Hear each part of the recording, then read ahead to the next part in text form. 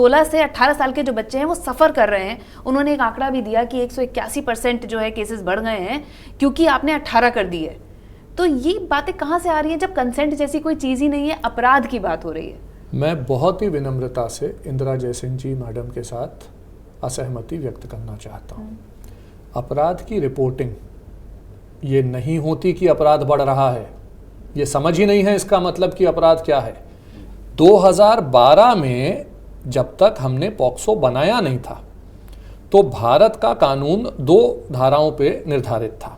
एक थी 354 sexual assault, दूसरी थी 376 रेप। इसके बीच में कुछ नहीं था। तो sexual assault with an intent to क्या कहते हैं ये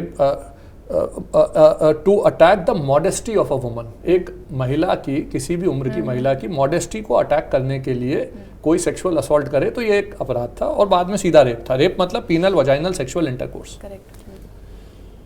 2012 में हमने सबसे पहले कहा कि इसकी परिभाषा बदलो, चाहे इंसर्शन हो किसी बॉडी के पार्ट का, फिंगर का हो, ऑब्जेक्ट का हो, किसी और चीज़ का हो, ओरल सेक्सुअल इंटरकोर्स हो, इस तरह की चीज़ों को रेप की परिभाषा में लाओ। ये पॉक्सो ने किया। सेक्सुअल असॉल्ट की परिभाषा बदलो, ये पॉक्सो ने किया। बाद में निर्भया कांड के बाद पूरा देश सड़कों पे आया गुस्से में, तब जाके रेप की परिभाषाएं बदली, आईपीसी बदली, नए ऑफेंसेस आए।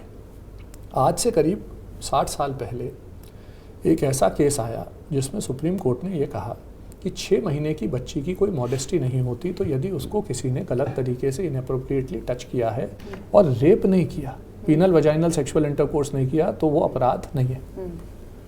हम कानूनों को बढ़ावा देके, सख्त बना के उन बच्चों की सुरक्षा की दिशा में आगे बढ़े हैं। तो ये तो एक बहुत क्लियर बात है। दूसरा, अब हमने जब कानून बनाया 10 साल पहले, तो उस कानून में जब नए अपराध बने तो ऑटोमेटिकली रिपोर्टिंग बढ़ी। उससे पहले भारत सरकार की एक रिपोर्ट थी कि 50% से ज़्यादा लड़के और 70% के आसपास लड़कियां किसी न किसी सेक्सुअल हैरेसमेंट या सेक्सुअल अब्यूज़ के शिकार हैं।